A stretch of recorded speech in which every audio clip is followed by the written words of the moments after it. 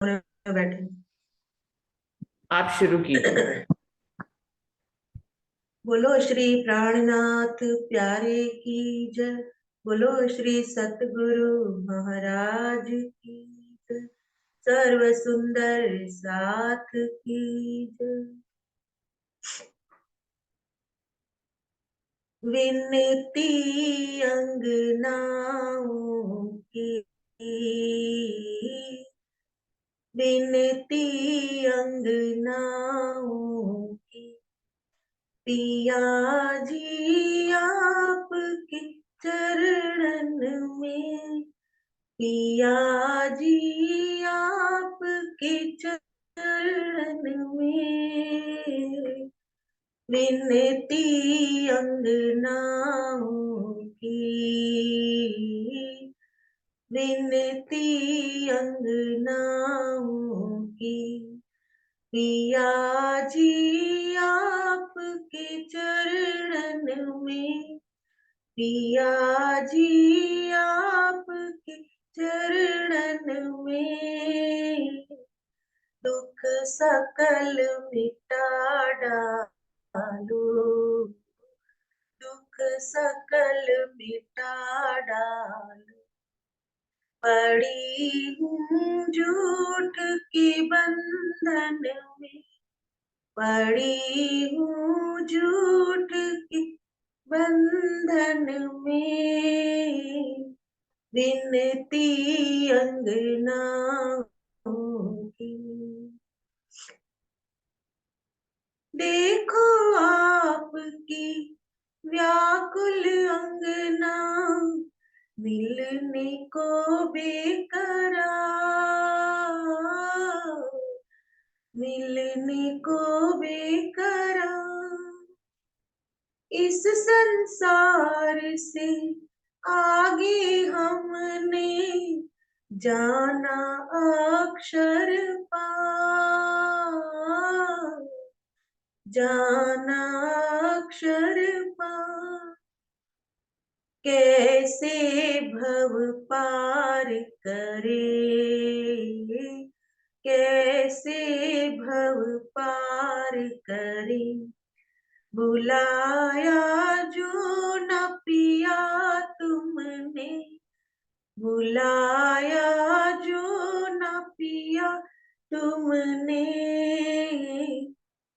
विनती अंगनाओं की, विनती अंगनाओं की, पिया जी आपके चरणन में, पिया जी आपके चरणन में, दुख सकल मिटा डालो,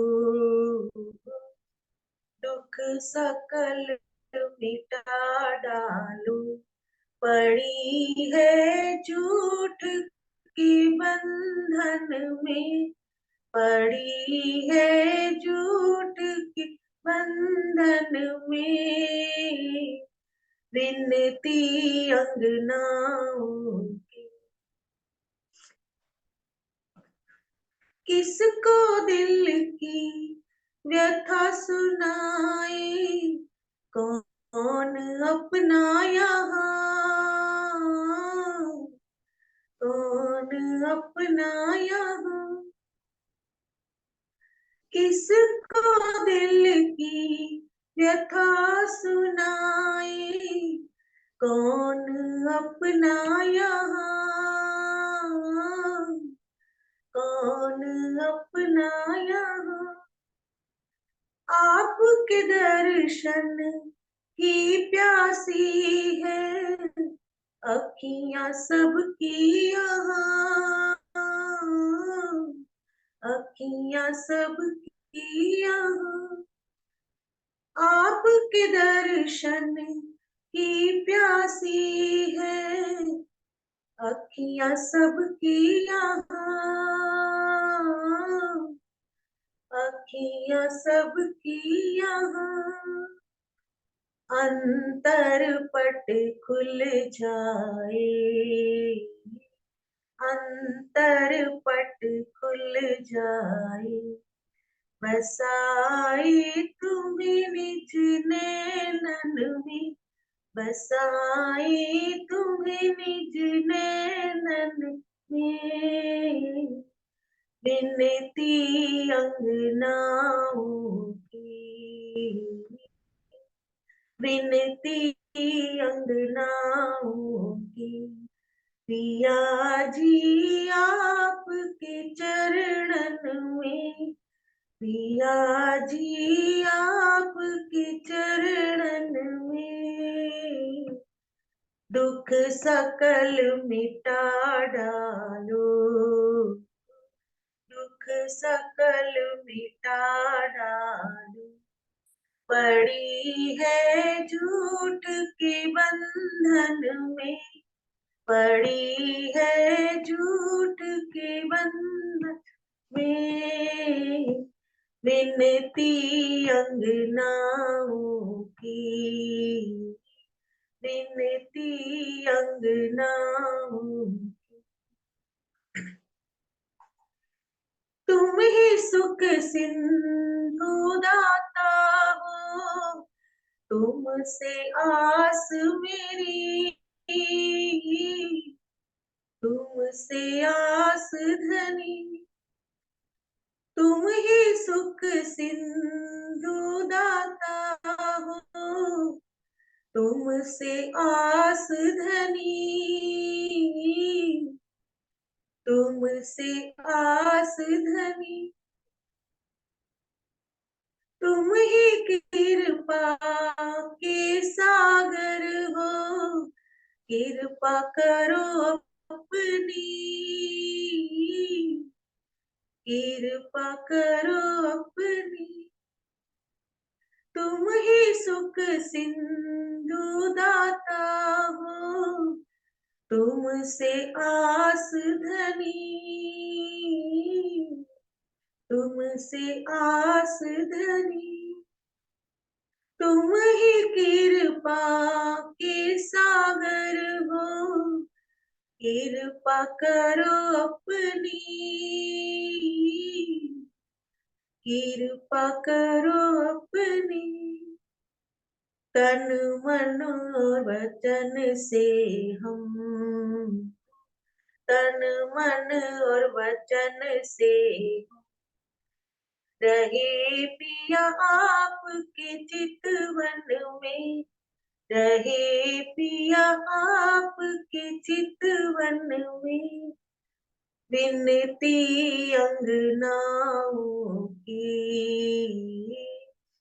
बिनती अंगनाओं की, पिया जी आपके चरणन में, पिया जी आपके चरणन में, दुख सकल मिटा डालो, दुख सकल मिटा डालो, पड़ी हूँ झूठ के बंधन में, पड़ी है झूठ के बंधन में, बिनती अंगनाओं की, बिनती अंगनाओं की, बिनती अंगनाओं की।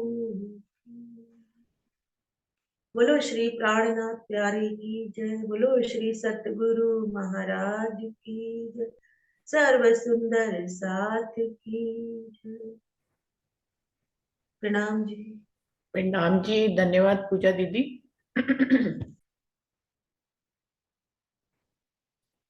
सभी सुंदर साथ जी को प्रेम प्रणाम जी। शुरू करते हैं सुंदर साथ जी। प्रथम लागू दोई चरण को, धनिये न छोड़ाइयो खेन, लाख तली लालेड़िया, मेरे जीव के ही जीवन, इन पाँव तले पड़ी रहूं, धनी नजर खोलो बातून, पलना वालों निरखो नेत्रे, मेरे जीव के ही जीवन, मेरे जीव के ही जीवन। श्री बंदो सतगुरु चरण को, करूं सो प्रेम प्रणाम। अशुभ हरन मंगल करन, धनी श्री देव चंद्र जी नाम। श्री प्राणनाथ निज मूल पति, श्री मेहराज सुनाम। तेज कुंवर श्यामा युगल, जी को पल पल करूं प्रणाम। पिया जी को पल पल करूं प्रणाम।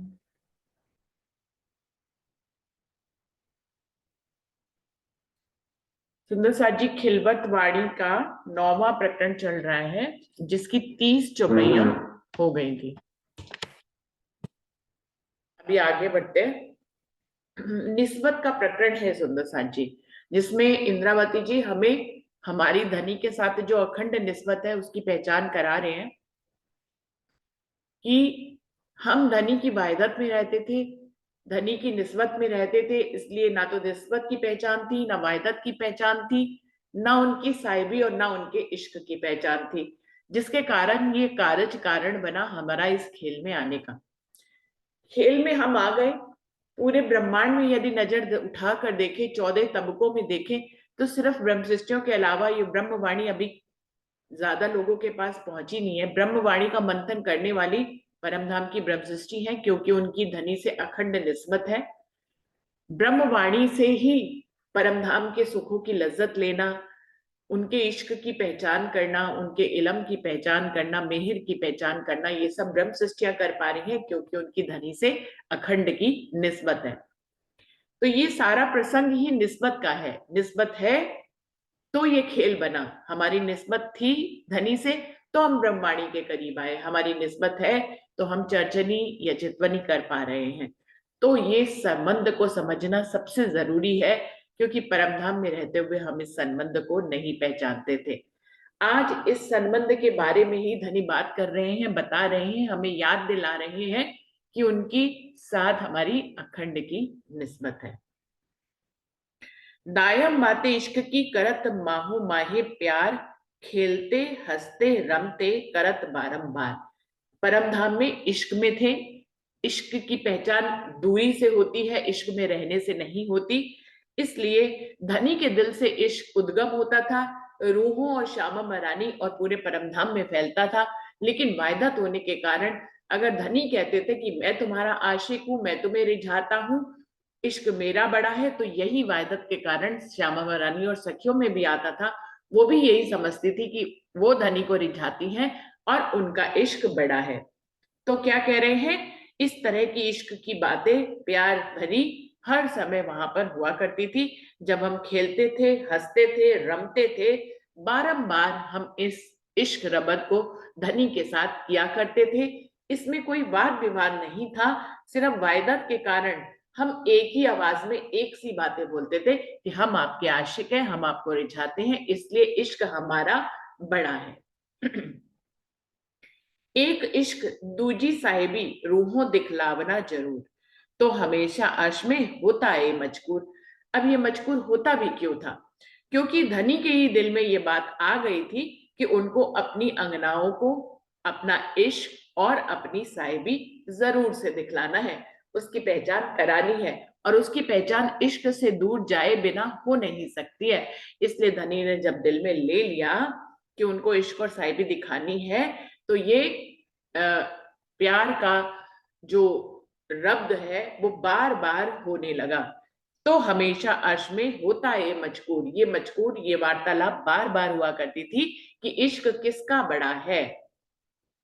ये बात हक के करनी सुध देने सबन, इश्क और बादशाही की खबर न थी रोहन। ये बात हक को करनी ही थी, कोई कारज कारण नहीं था कि हमने खेल मांगा, कि हमें हमारा दोष है इसमें, क्यों हमने खेल क्यों मांग लिया। धनी ने इतनी बार मना किया फिर भी हमने खेल मांग लिया। सुंदर साथ जी, हमने खेल मांगा ही नहीं, धनी ने हमारे दिल में उपजाया तो हमने खेल मांगा। इसीलिए धनी हमें गुनाह लगाते हुए भी गुनाह मुक्त कर देते हैं, क्योंकि खेल वास्तव में धनी ने ही चाह लिया था। ये बात हक के करनी सुध देने सबन, उनको ये बात करनी ही थी कि रूहों को इश्क की पहचान देनी ही थी। सुध देने संबंध सबको इसकी पहचान करानी ही थी। अपने इलम के सागर की पहचान करानी थी, अपने मेहर के सागर की पहचान करानी थी, अपने इश्क, अपने वायदत, अपने संबंध सबकी पहचान करानी थी। रूहें उन सागरों में रहते हुए भी उन सागरों को जानती नहीं थी। धनी को उन सब की पहचान करानी थी। इश्क और पातशाही की खबर न थी रूहन, क्योंकि परमधाम की रूहों को परमधाम में रहते हुए ना तो इश्क की पहचान थी और ना ही धनी की पातशाही की पहचान थी। इसलिए धनी ने दिल में पहले से ही ले लिया था कि उनको तो ये इसकी पहचान रूहों को करानी ही है। बहुत बातें हैं हक की, बीच अर्श खिलवत, इन जुबा केती कहूं हिसाब बिना नियामत। इंद्रावती जी कह रही है धनी की दिल की बातें, बहुत बातें हैं हक की, बीच अर्श खिलवत। परमधाम में जो धनी की लीला प्रेम की चलती थी, उसमें जो इश्क के गहरे राज थे वो बहुत सारे थे। मतलब धनी के दिल की कुछ बातों को धनी हमें इलम के बिना और इश्क से दूर किए बिना हमें नहीं बता सकते थे। अपने दिल के गहरे राज उनको हमें बताने थे। तो बहुत बातें हैं कि बीच अर्श खिलवत, इन जुबा केती कहूं हिसाब बिना नियामत। इंद्रवती जी कह रही हैं मैं उनको इस जुबान से कैसे कहूं, उन नियामतों को कैसे कहूं, बिना हिसाब नियामते हैं जिसको धनी हमें बताने के लिए इस खेल में लाए हैं। एक साहिबी हक की और इश्क हक का, ए दो कोई ना चीन्हे बीच अर्श बका। सबसे बड़ी बात तो यही थी कि अखंड परमधाम में इश्क में रहते हुए ही हम धनी की साहिबी और उनके इश्क दोनों को ही नहीं पहचान पा रहे थे।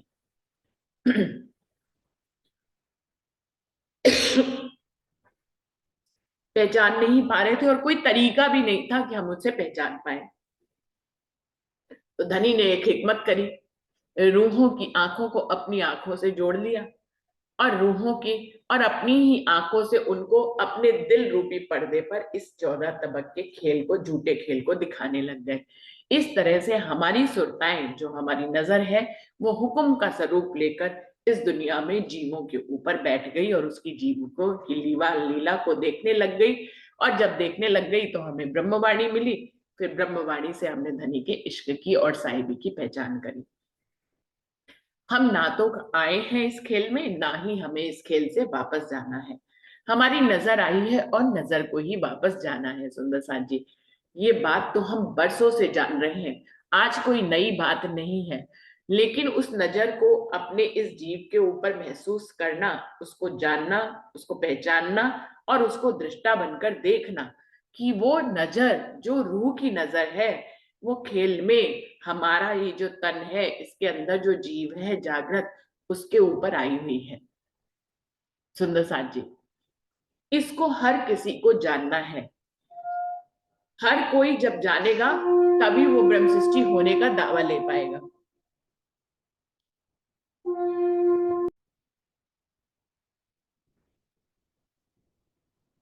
ये बात पहले भी हो चुकी थी, आज दोबारा से इस बात को कर रहे हैं। कैसे मैं जाने कि हमारे ऊपर नजर आई हुई है? तो सुंदर साथ जी, इसको प्रैक्टिकल अनुभव से बिल्कुल आसानी से जाना जा सकता है। पूरी दुनिया में अगर हम देखें तो आज व्हाट्सएप पे ये मैसेज आता है कि आप कैमरे की नजर में हैं, आप कैमरे की नजर में हैं, ऐसा कहते हैं। एक कैमरा तो परमात्मा का भी है। ये तो एक चोर भी जानता है, एक कातिल भी जानता है कि कोई उसको देख रहा है। सुंदर साथ जी, जब हम आंख बंद करते हैं, जब हम आंख बंद करते हैं, पहले तो इन आंखों से हम इस झूठा संसार को देखते हैं। फिर जब हम आंख बंद करते हैं तो हमें पता लगता है, जब हम एकांत में आंख बंद करके देखें तो हमें इस बात का बहुत गहराई से अनुभव होता है कि कोई हमें देख रहा है। इस जीव को कोई देख रहा है। ये जो तन है जिसमें हम बैठे हुए हैं, एक चेतन तत्व है, वो है जीव। 5 तत्व का शरीर है ये हमारा तन। इसके अंदर जो चेतन है वो है जीव, जो मन चित्त बुद्धि अहंकार उसके अंग होते हैं। जीव जो है बड़ी सूक्ष्म सूक्ष्म अवस्था में होता है और वो कभी मरता नहीं है। ये सुंदर साथ जी, ये जो दुनिया का क्रम चलता है, इसमें ये 5 तत्व का शरीर बदलता है जीव। जिसको कहा गया है कि कपड़ा जब पुराना हो जाता है तो हम कपड़े को बदल लेते हैं। हमारा कपड़ा मैला हो गया, हमने नए कपड़े दूसरे दिन पहन लिए, तो कपड़े की आयु जो है एक दिन की होती है कि भैया हमने एक दिन में कपड़ा मैला हो गया दोबारा बदल लिया। ऐसे ही जीव जो हमारे अंदर चेतन तत्व होता है, जिसके कारण हम चलते उठते बैठते, अगर जीव नहीं हो तो हम कोई भी एक्टिविटी नहीं कर सकते हैं। वो चेतन तत्व जो हमारे अंदर होता है वो मरता नहीं है इस ब्रह्मांड में, वो सिर्फ इस तन को बदलता है। हमारा जीव जो है वो तनों की यात्रा करता है, योनियों की यात्रा करता है। तो इस प्रकार से वो होता है जो हमारे अंदर जो यात्रा करता है हमारे शरीरों की, पांच तत्व के शरीरों की और योनियों की, वो होता है जीव, चेतन तत्व,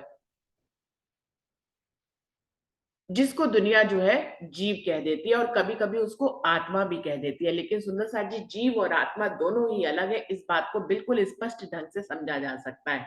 जैसे कि अभी बताया, ये पांच तत्व का शरीर है और उसके अंदर जो चेतन तत्व है, जो चेतनता है, जिसको चेतन तत्व कहते हैं, वो जीव है, जिसके कारण हम उठते बैठते चलते हैं, हमारी सांसें चलती हैं। लेकिन इन दोनों के अलावा जब हम आंख बंद करते हैं तो हम देखते हैं कि कोई हमें देख रहा है। एक नजर को बहुत स्पष्ट ढंग से महसूस किया जा सकता है एकांत में। वो नजर है आत्मा की नजर, वो नजर है परमात्मा की नजर। और इस बात को ब्रह्म सृष्टियां ही नहीं, इस बात को तो पूरा ब्रह्मांड ही जानता है। इसीलिए कहा जाता है कि चोर जब चोरी कर रहा होता है तो उसको भी परमात्मा देख रहा होता है, कातिल जब कत्ल कर रहा होता है तो उसको भी परमात्मा देख रहा होता है। इस बात को पूरा ब्रह्मांड बहुत गहराई से जानता है, भले चाहे उसको महसूस ना करे, भले चाहे उसको महसूस ना करे कि कोई हमें देख रहा है। ये जो बात आती है, और बिल्कुल आंख बंद करके आप 15-20 मिनट एकांत में बैठ जाएं, आप तुरंत देख लेंगे कि कोई आपको देख रहा है। वो कोई कौन है इसकी वो परिभाषा नहीं कर पाते हैं, वो उसी को ही जीव और आत्मा कह देते हैं, पर वास्तव में जीव चेतन तत्व को कहते हैं। और जो देख रहा है, जो नजर आई हुई है, जिसको परमात्मा की नजर कहा जाता है, वो परमात्मा की नजर को बिल्कुल आसानी से आप अपने अंदर महसूस कर सकते हैं कि कोई हमें देख रहा है। जो हमें देख रहा है वही आत्मा है, वही नजर है, और हर पल हर घड़ी वो हमें देख रही है। हम उसके साथी हैं, वो हमारे साथी है। वो दृष्टा है, वो कुछ करती नहीं है। जीव के चेतन तत्व होने से हमारी गुणन इंद्रियां चलती हैं, लेकिन आत्मा के दृष्टा बनकर देखने से वो हमें देख रही है, उससे हमारे उठने बैठने खाने पीने का कोई संबंध नहीं है। वो तो अजीब की इस लीला को दृष्टा बनकर सिर्फ देख रही है। वो है परमात्मा की नजर, जिसको आत्मा कहते हैं, धनी का हुक्म कहते हैं। उसको आप एकांत में एक पल में महसूस कर सकते हैं।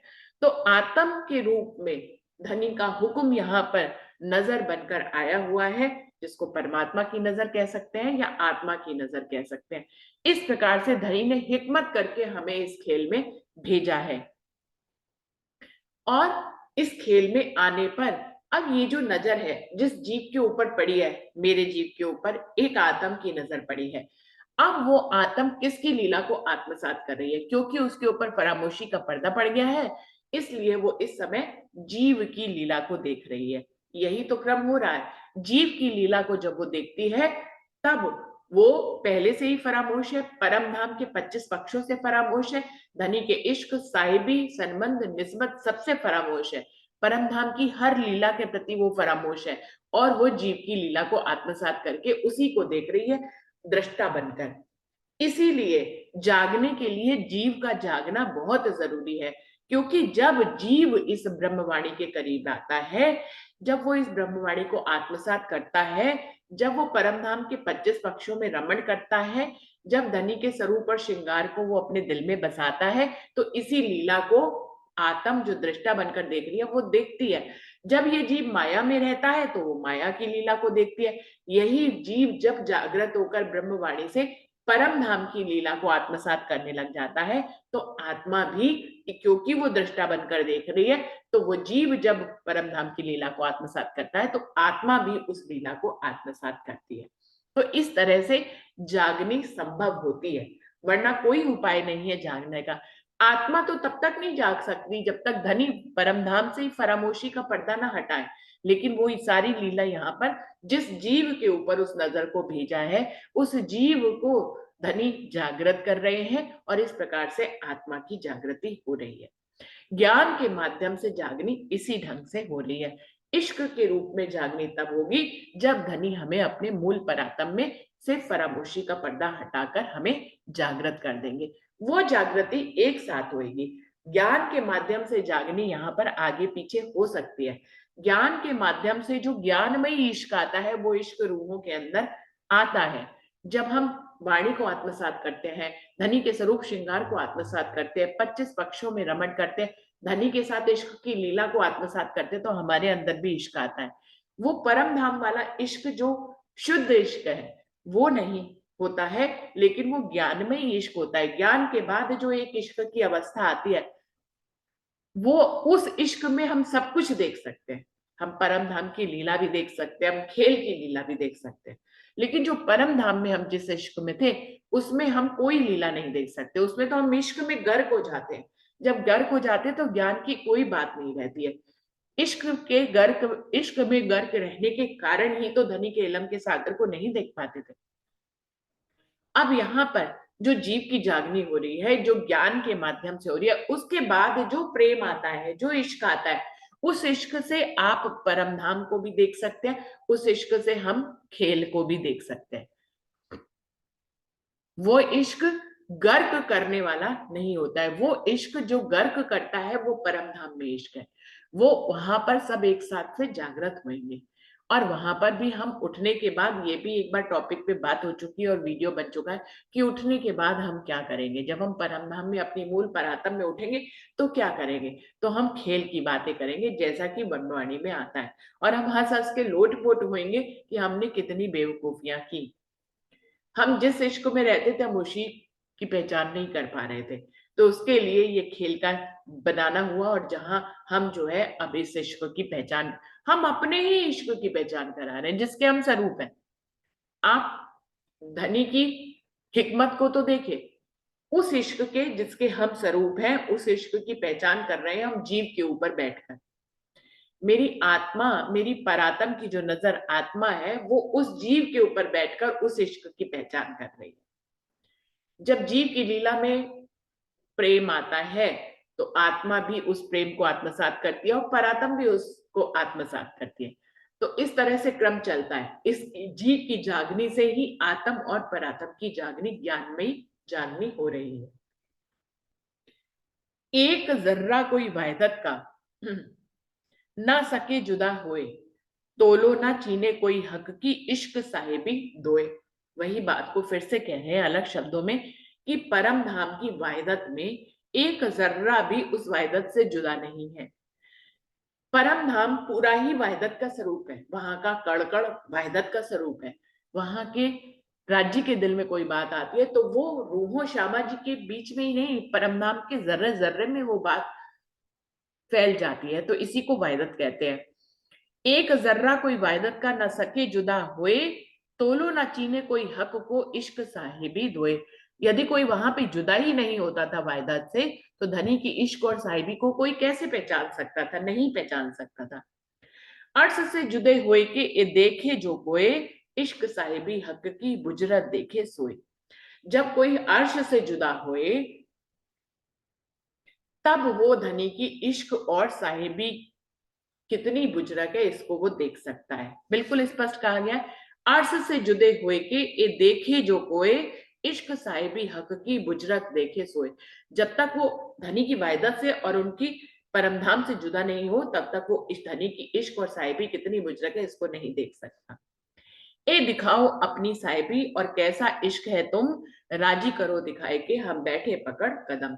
जब इश्क का वाद विवाद हो गया, वार्तालाप हो गई, तब रूहों ने राज्य की ही चाहना के अनुसार, क्योंकि राज्य ही दिखाना चाहते थे, उनकी चाहना से प्रेरित होकर ही हमने ये धनी को कहा कि आप हमें अपनी साहिबी दिखाओ और हमें अपना इश्क दिखाओ। हमें ये दिखाकर आप प्रसन्न करो, हम देखना चाहते हैं, हम आपके चरण कमल पकड़ के बैठेंगे और आप हमें दिखाइए कि आपकी इश्क और साहिबी कितनी बड़ी है। जोलो जुदे होए नहीं हक बका अर्श से, तोलो नजरों न आ वही अर्श सुख खिलवत के मोह। धनी ने जवाब दिया कि जब तक आप परमधाम से अलग नहीं होंगे तब तक आप नजरों से खिलवत के जो इश्क के सुख है उनको देख नहीं सकते। तोलो नजरों न आ वही अर्श सुख खिलवत मोह, खिलवत में बैठे बैठे आप जो है अर्श के सुख और इश्क की साहिबी नहीं जान सकते जब तक आप जुदा ना हो। ये अनहोनी क्यों हो गई, झूठ न आवे बका माहे, और रूहे बका की झूठ को सो कबू देखे नाहे। तो राजी ने कहा, ये अनहोनी भला कैसे संभव है, झूठ इस अर्श में आ नहीं सकता है, रूहें अपनी नूरी नजरों से उस खेल को देख नहीं सकती हैं, क्योंकि रूने नूरी नजरों का तो परमधाम का एक जर्रा भी आ जाएगा तो ये ब्रह्मांड उड़ जाएगा। तो कह रहे हैं ये अनहोनी कैसे होएगी, झूठ ना आवे बका माहे, परमधाम में तो झूठ आ नहीं सकता है, और रूहें बका की झूठ को सो कबू देखे ना है, और परम धाम की रूहें जो है अखंड परम धाम से इस खेल को अपनी नूरी नजरों से नहीं देख सकते, नहीं तो ये ब्रह्मांड ही उड़ जाएगा। जर्रा एक अर्श अजीम का उड़ावे 14 तबक, तो रूह बका क्यों देख ही जुदा, झूठा खेल मुतलक। वो कह रहे परम धाम की तो एक कंकड़ी भी 14 तबक को उड़ा देगी, तो फिर परम धाम की रूहें भला झूठे खेल को अपनी नजरों से कैसे देख सकती हैं। अनहोनी ये हक्के करी करके ऐसी फिकर, पर्दे में झूठ दिखाइया बीच कायम बका नजर। फिर धनी ने क्योंकि पहले से ही धारण कर लिया था कि उनको ये खेल बनाना ही है, दिखाना ही है, तो उन्होंने ये अनहोनी करी, ये अनहोनी धनी ने करी, करके ऐसी फिकर, दिल में ऐसी बात लेकर उन्होंने ये अनहोनी करी, पर्दे में झूठ दिखाइया, अपने दिल रूपी पर्दे में धनी इस झूठे खेल को उन्होंने ले लिया और हमें अपने दिल से कनेक्टेड करके हमें इस झूठे खेल को दिखाने लग गए। बीच कायम बका नजर, हम बैठे वही हैं अखंड परमधाम में, मूल मिलावे में बैठे बैठे हम धनी के दिल पे, दिल रूपी पर्दे पे इस झूठे खेल को देख रहे हैं। मेहर पूरी महबूब की बड़ी रूह रूहों ऊपर, इश्क साहिबी अर्श की खेल दिखाया और नजर। तो धनी की पूरी महबूब है, महबूब की पूरी मेहर है हम रूहों के ऊपर, श्यामा महारानी के ऊपर, इसलिए धनी ने अपनी इश्क और साहिबी परम धाम की दिखाने के लिए हमें ये खेल और नजर से दिखाया, और नजर क्या, हुक्म की नजर से दिखा दिया। हम अपनी नजर से, नूरी नजर से इस खेल को नहीं देख सकते, इसलिए खेल दिखाया और नजर, अपने हुक्म की नजर से हमें ये खेल दिखा रहे हैं धनी। हक्के नेक करी मोहम्मद सो सब मेराज में मजकूर, सो वास्ते रूहों के साहिबी, सो रूह अल्लाह करी जहूर। राजी महाराज ने अपनी रूहों को ये खेल दिखाने के लिए और अपनी गवाहियां देने के लिए मोहम्मद साहब को मेराज दर्शन दिया और उनसे बातें करी, और सारे भेद 90,000 हरफों के रूप में उनके माध्यम से कुरान में लिखवाए, जिससे कि जब उनकी रूहें इस धरती पे आए तो उन्हें गवाही मिल सके, और फिर उसको खोलने की चाबी उन्होंने श्यामा महारानी के माध्यम से यहाँ पर भेजी। श्री महामती कहे, मेहर मोमिनो हक्के करी वास्ते तुम, कौन देवे इत सुख बका बिना इन खसम। इंद्रावती जी कह रही है, महामती जी कह रही है, हे मोमिनो तुम अपने ऊपर धनी की इस मेहर को देखो, हक्के करी वास्ते तुम, तुम्हारे कारण ही ये खेल बनाया, तुम्हें मेहर में रखा धनी ने, कौन देवे इत सुख बका, आपके ऊपर यदि धनी की मेहर ना हो तो अखंड परमधाम के सुख आपको यहाँ कौन दे सकता है बिना मेहर के, बिना इन खसम, धनी के सिवाय तो कोई परमधाम के सुखों को यहाँ हमें दे ही नहीं सकता, परमधाम के सुखों की लज्जत हमें धनी के बिना कोई दे ही नहीं सकता। अपने ऊपर इस मेहर को हर पल हर घड़ी देखो, तुम्हारे ऊपर कैसे इस जीव के ऊपर आतंक की नजर आई हुई है, कैसे कनेक्टिविटी है सुंदर साथ जी। इसीलिए जब भी ये बात उठती है कि धनी अपने दिल रूपी पर्दे पे खेल दिखा रहे हैं, तो बात ये आती है कि ये खेल परमधाम में है या परम खेल में परमधाम है। तो दोनों बातें अरस परस कैसे समझी जाए कि हमारा ये जो झूठा खेल है ये कहीं नहीं है, इसको तो आकाश का फूल कहा गया, इसको बाज का पूत कहा गया, ये इतना भी नहीं है कि इसके दो टुकड़े किए जाए। जब ये खेल है ही नहीं तो फिर ये खेल की भूमि कहाँ है, ये खेल कहाँ चल रहा है, ये खेल तो राज्य के दिल में चल रहा है। तो हम खेल में आते हुए भी कहाँ हैं, हम राज्य के दिल में ही तो हैं, हम परम धाम से ना आए हैं ना हमें परम धाम जाना है। इस खेल में भी जो हमें लग रहा है कि हम इस खेल में आए हुए हैं, तो ये खेल भी धनी के दिल में ही चल रहा है, इस खेल के लिए कोई अलग से भूमि नहीं है। तो सुंदर साथ जी ये बात अरस परस समझनी होगी। और जगह जगह चौपैया क्या कहती हैं कि हम इस खेल में आए हैं, हम इस खेल में आए हैं, और इस खेल में आकर हम परमधाम के सुख और लज्जतों को ले रहे हैं। हम परमधाम जो है वो संविद वतन सहित धनी इस ब्रह्मवाणी में आए हुए हैं, सभ्य वतन सहित राजी ने दिलों को अर्श करके वो बैठे हैं, कोई भी चीज वहां छोड़कर नहीं आए हैं। धनी हमारे दिल को जो अर्श करके बैठे हैं वो सभ्य वतन सहित आए हैं। तो इस प्रकार से खेल में धनी और परम धाम को दर्शाते हैं। और ऐसे ही जब नजर की बात होती है तो कि 14 तबक तो है ही कहाँ, कुछ है ही नहीं, उसको तो बांझ का पूत कहा गया है, और वो धनी के दिल रूपी पर्दे पे चल रहा है। तो पता लगता है कि अर्श में ही खेल है। और जब ब्रह्मवाणी से जुड़ते हैं तो पता लगता है कि खेल में ही अर्श है। तो सुंदर साथ जी, इसका भी निर्णय हमें करना रहेगा कि अर्श में खेल है या खेल में अर्श है। तो दोनों ही बातों की चौपैया है इसमें कि हम खेल में नहीं आ सकते और खेल हम देख नहीं सकते। तो धनी ने अपने दिल रूपी पर्दे में ही इस खेल को बनाकर हमें दिखा रहे हैं अपने दिल से कनेक्टेड करके। लेकिन जब हम खेल की नजर से देखते हैं तो हमें लगता है कि हम खेल में ही है, धनी हमसे बहुत बहुत दूर है, बीच में योगमाया का ब्रह्मांड है, फिर परमधाम है, इतनी दूर धनी बैठे हुए हैं। अब जो है उनके संबित वतन सहित वो यहाँ पर इंद्रावती के धाम हृदय में आए, फिर इस ब्रह्मवाणी में धनी विराजमान हुए और इस रचना को उन्होंने अपनी श्यामा महारानी से कहलवाया, इससे रूहें को जोड़ रहे हैं, फिर इससे उनको सुख परम धाम के दे रहे हैं। इस प्रकार से धनी जो है इस खेल में भी आए हैं। तो ये अरस परस की बात है कि खेल में धनी है और धनी में ये खेल है। धनी की हिकमत से ही सब कुछ तैयार होता है, उनकी ही चाहना से तैयार होता है। तो कैसे इस खेल को धनी ने बनाया, कैसे हिकमत करके हमें दिखाया, ये सब किस कारण से इस खेल में हमें जगा रहे हैं, हमें इश्क और साहिबी की पहचान करा रहे हैं। किस लिए? क्योंकि हमारी धनी से अखंड की निस्बत है, क्योंकि हमारा धनी से मूल का संबंध है, हम धनी की निस्बत और वाहिदत में रहते हैं, इसीलिए रहते थे, रहते हैं, रहते रहेंगे, इसीलिए धनी हमें जागृत कर रहे हैं और परम धाम के सुख हमें दे रहे हैं। तो सुंदर साथ जी, यहीं पे ये निस्बत का प्रकरण खत्म होता है, चौपाई को यहीं पे दोहराते हैं। श्री महामती कहे मेहर मोमिनो, हक के करी वास्ते तुम, कौन देवे इत सुख बका, बिना इन खसाम, बिना इन खसाम। बोलिए श्री प्राणनाथ प्यारी की जय, बोलिए श्री सतगुरु महाराज की जय। प्रणाम जी सभी सुंदर साथ जी को, प्रेम प्रणाम जी। सुंदर साथ जी वीडियोस को लाइक करें, कमेंट लिखें, इसको आगे शेयर करें और चैनल को सब्सक्राइब जरूर करें, जिससे कि ये जो हमारी वीडियोस हैं वो ऊपर ऊपर रहे, दूसरे समाज वाले भी देख सके। जितना कमेंट होगा, जितना इसको लाइक और सब्सक्राइब किया जाएगा, उतना वीडियो ऊपर ऊपर दिखाई देता है। तो सुंदर साथ सिंह जी से ये विनती है कि चैनल को लाइक करें, सब्सक्राइब करें और कमेंट जरूर लिखें। कोई कमेंट ना भी लिखे तो प्रणाम जरूर कर दे कमेंट में जाकर। और सुंदर साथ ने सुंदर भजन गाया है, उसके बारे में भी कमेंट कर सकते हैं। तो इस तरह